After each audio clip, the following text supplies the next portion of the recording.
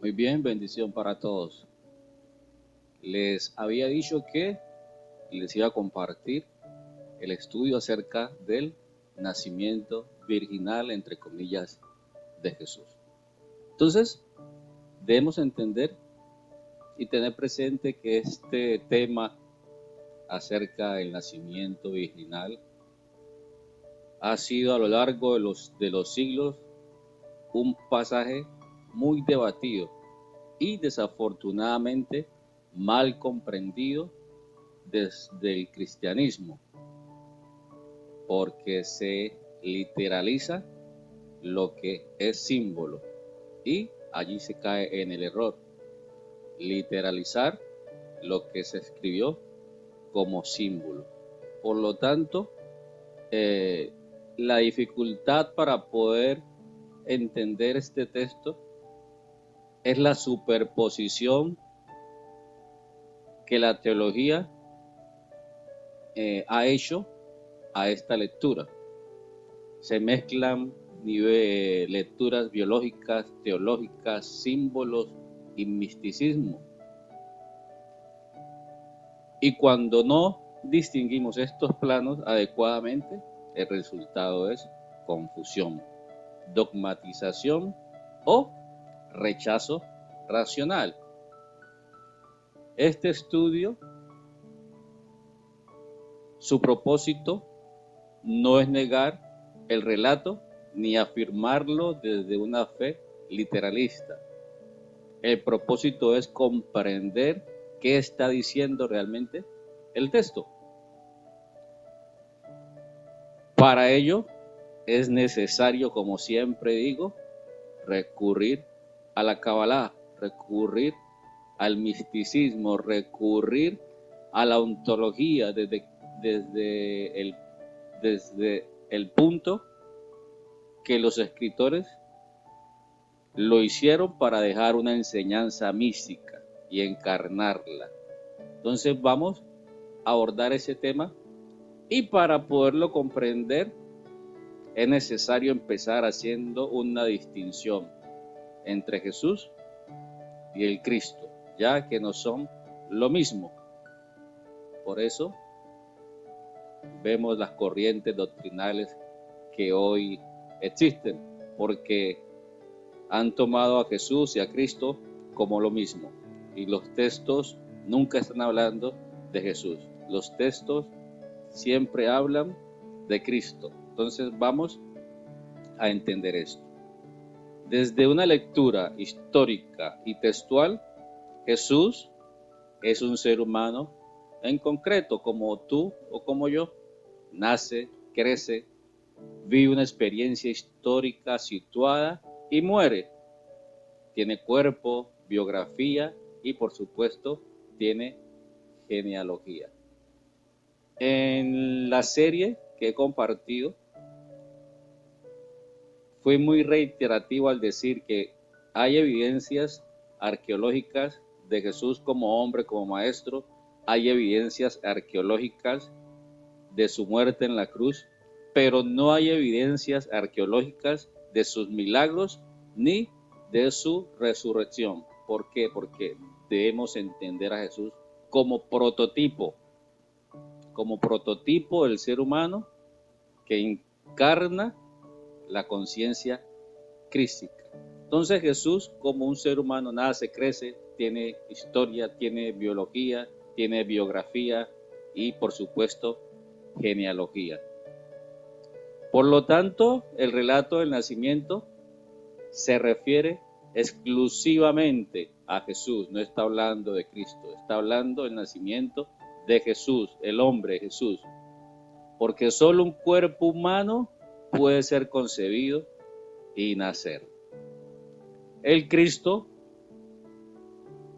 por otro lado, no es una persona biológica. En Juan, este evangelio me fascina.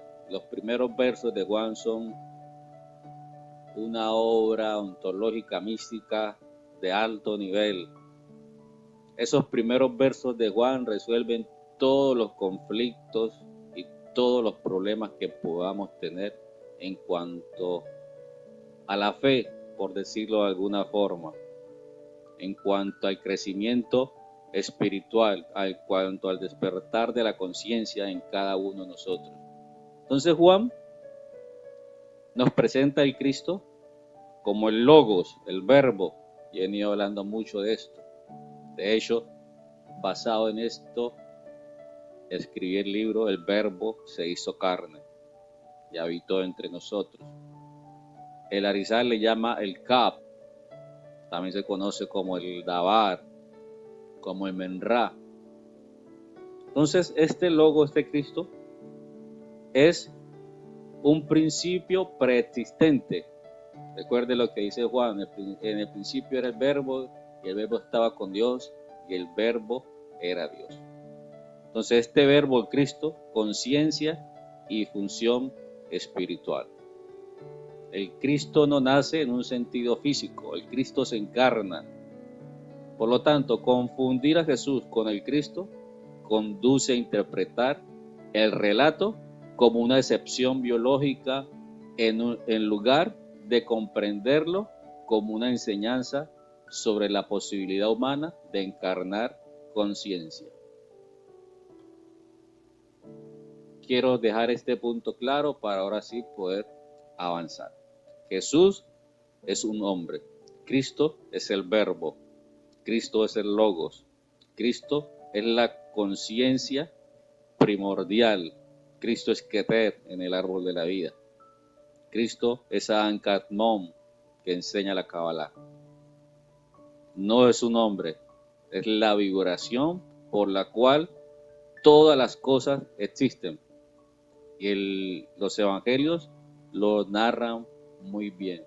Todas las cosas fueron hechas por Él y para Él. Por Cristo, no por Jesús. Por el Logos, por la vibración primordial. Entonces, el nacimiento virginal se está refiriendo exclusivamente al nacimiento de Jesús, no al origen del Cristo, porque el Cristo no nace como hombre, vuelvo y repito. Por lo tanto, este texto intenta explicar la calidad del origen de ese ser humano, no describir un proceso ginecológico sobrenatural. Jamás va a existir que un ser humano nazca sin que haya la sexualidad de por medio. Para que un ser humano nazca tiene que haber una semilla masculina y femenina y el acto sexual como tal.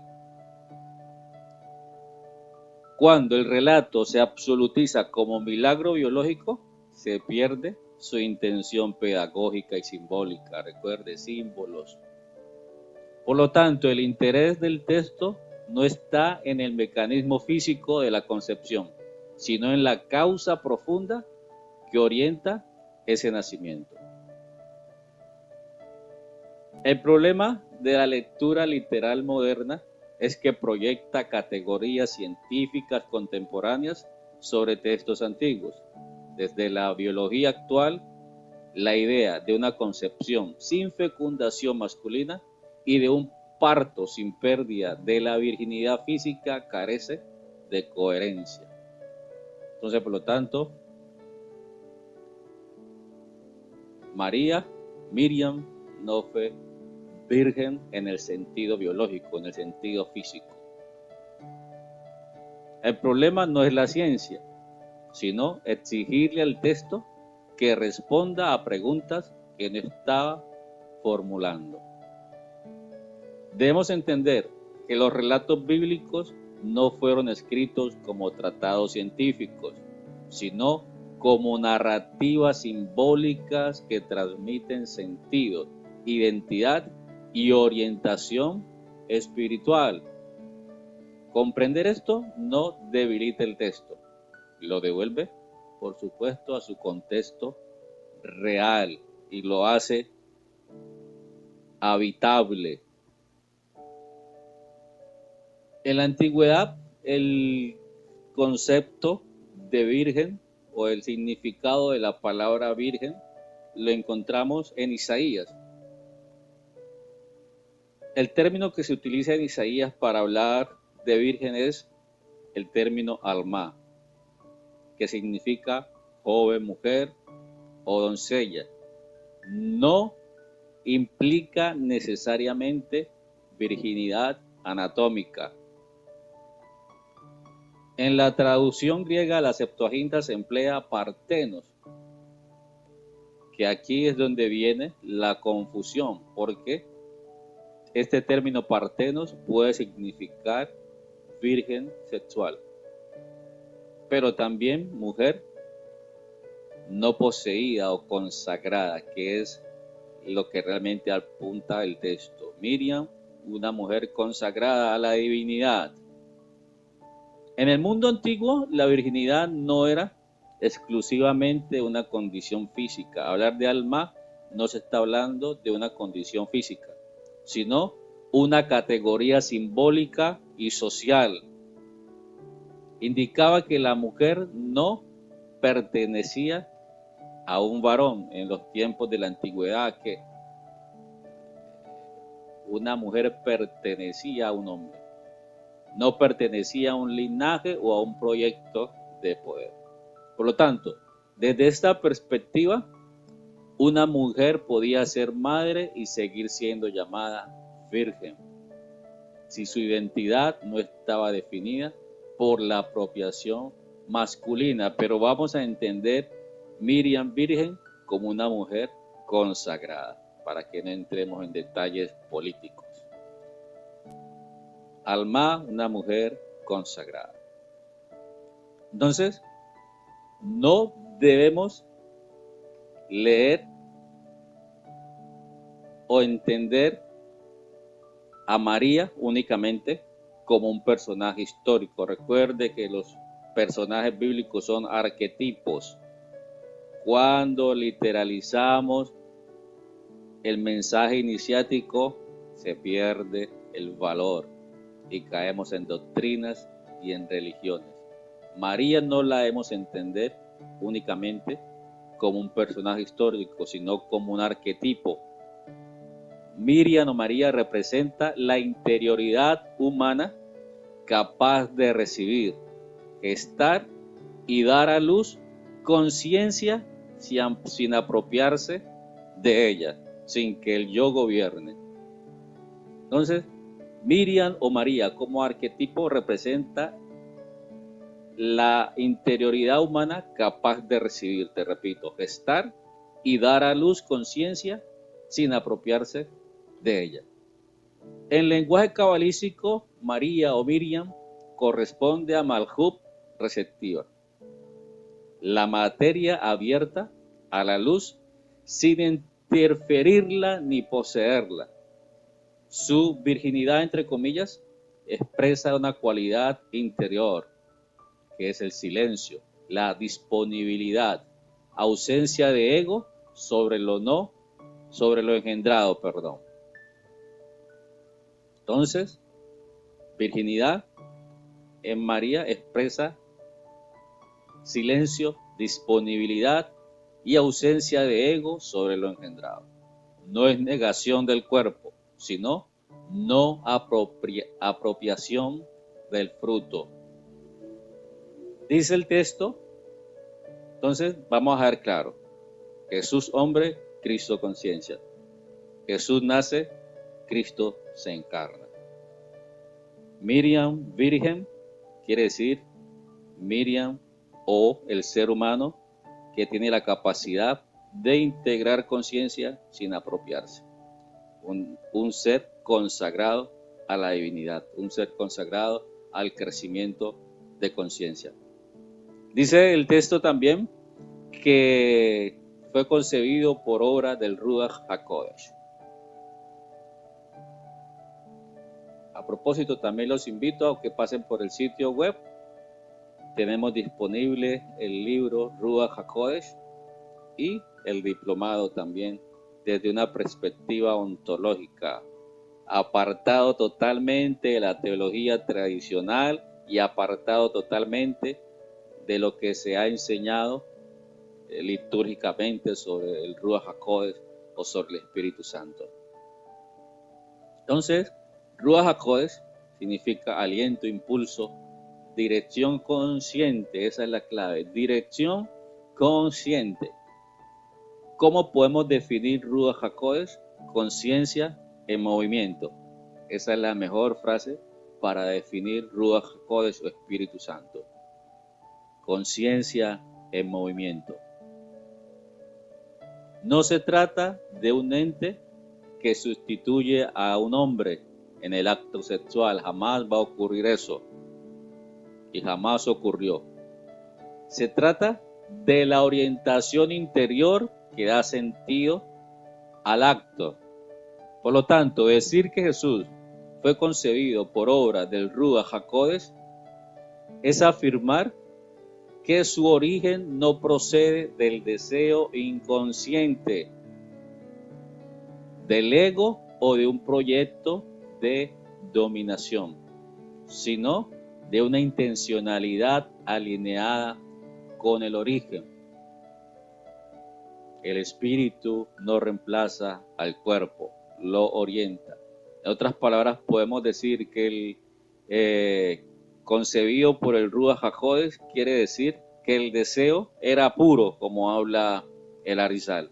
Intenciones puras a la hora del acto conyugal, a la hora del acto sexual. No fue un deseo de pasiones desordenadas, de pasiones bajas, sino que había intencionalidad en el momento de engendrar o en el momento de que Miriam quedara en embarazo. Mira cómo cambia la perspectiva de las enseñanzas en su contexto místico, cabalístico. Recuerde, son prototipos, los nombres que aparecen en las escrituras son prototipos. María es un prototipo. Sin el ánimo de ofender las creencias de cada cual, sin el ánimo de ofender la fe de cada uno de ustedes. Entonces, desde una perspectiva biológica y literal, todo embarazo humano requiere la unión de hombre y mujer. Todo embarazo humano. El texto no niega este hecho, simplemente no lo convierte en el eje central del relato, porque la intención no era esa. La intención era decir que la intencionalidad, que el deseo era puro. Hay textos donde se dice que Miriam o María era una mujer de un alto nivel espiritual que se consagró en Egipto. Entonces, su deseo y su nivel de conciencia era muy amplio, por lo cual su yo ya no gobernaba, sino que el Ruach HaKodesh era quien guiaba sus pasos, entre comillas, metáforas.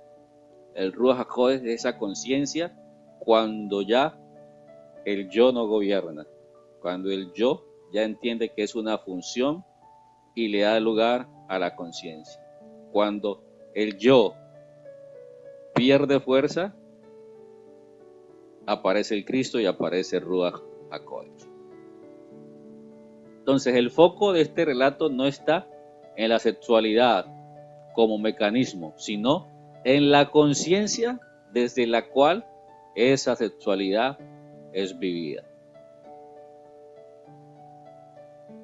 Este relato no propone una sexualidad negada, sino una sexualidad integrada, donde el deseo no es el único motor, sino que está acompañado de intención, sentido y apertura. Qué hermoso este mensaje. Vamos a hablar de Jesús como arquetipo del Cristo encarnado. Entonces, Jesús es presentado como el ser humano en quien el Cristo puede encarnarse plenamente, no como excepción inaccesible, sino como modelo arquetípico, como un ejemplo. vuelvo y traigo a colación lo que he venido diciendo, que no hay evidencia de su resurrección ni de sus milagros, y que eso no le quita valor a las Escrituras. Por el contrario, nos deja ver el símbolo y nos deja ver que Jesús es el modelo que nos presentan de cómo la conciencia Cristo encarna en un ser humano, para que nosotros lo tomemos y podamos crecer y podamos despertar. Jesús, modelo arquetípico. Su nacimiento señala que la conciencia crística puede desarrollarse en una humanidad concreta cuando existen las condiciones interiores adecuadas. Cuando el yo entiende que es solamente una función y no es el dueño y no es el origen. Entonces, cuando el yo entiende que no es el origen, nace el Cristo. Cuando el yo muere, la tipología de la cruz, cuando el yo muere, aparece el Cristo. Y es importante tenerlo presente cuando existen las condiciones interiores adecuadas. Para esto es importante, también les dije que les voy a hablar acerca del sistema nervioso. Es importante tener nuestro sistema nervioso regulado para que el Cristo pueda surgir. Por lo tanto, el relato deja de ser exclusivo y se vuelve universal. ¡Qué hermoso! El mensaje deja de centrarse en un individuo y se vuelve un mensaje para toda la humanidad. Este mensaje no está hablando lo que ocurrió una vez, sino de lo que es posible en el ser humano. Desafortunadamente, con el paso del tiempo, la lectura simbólica fue reemplazada por una literalización dogmática, porque convenía. El símbolo se biologizó, el arquetipo se idolatró y la conciencia se delegó.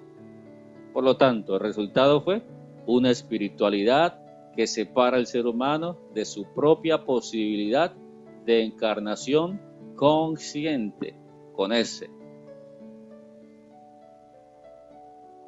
Recuperar la lectura iniciática no niega la tradición, la restaura, la devuelve a su valor original, a su origen. Por lo tanto, para terminar este tema, el nacimiento virginal de Jesús no describe un milagro biológico. Ahí no se está hablando de biología. Se está hablando de una enseñanza sobre el origen consciente, con ese, no puedo pronunciar muy bien esa palabra, el origen consciente de la vida humana cuando la experiencia es guiada por el Ruach, por el Espíritu, y no por el ego. Jesús representa al ser humano capaz de encarnar el Cristo. Mire qué hermoso y aterrizado este mensaje. María o Miriam representa la interioridad donde esa conciencia puede estarse. Por lo tanto, comprenderlo así, el relato no entra en conflicto con la razón ni con el cuerpo. Al contrario, afirma que la conciencia no huye de la materia. ¿Cómo va a huir de la materia si el verbo se hizo materia? Si el logo se hizo materia. Por lo tanto, la conciencia no puede huir de la materia porque la materia es la conciencia. La materia es la conciencia se encarna en la materia. La materia es el templo de la conciencia y el verbo se hizo carne. Ese es el núcleo del mensaje iniciático. Un abrazo, bendición para todos. ¿Alguna duda? Por favor, en los comentarios. ¿Alguna pregunta en los comentarios? Bendiciones.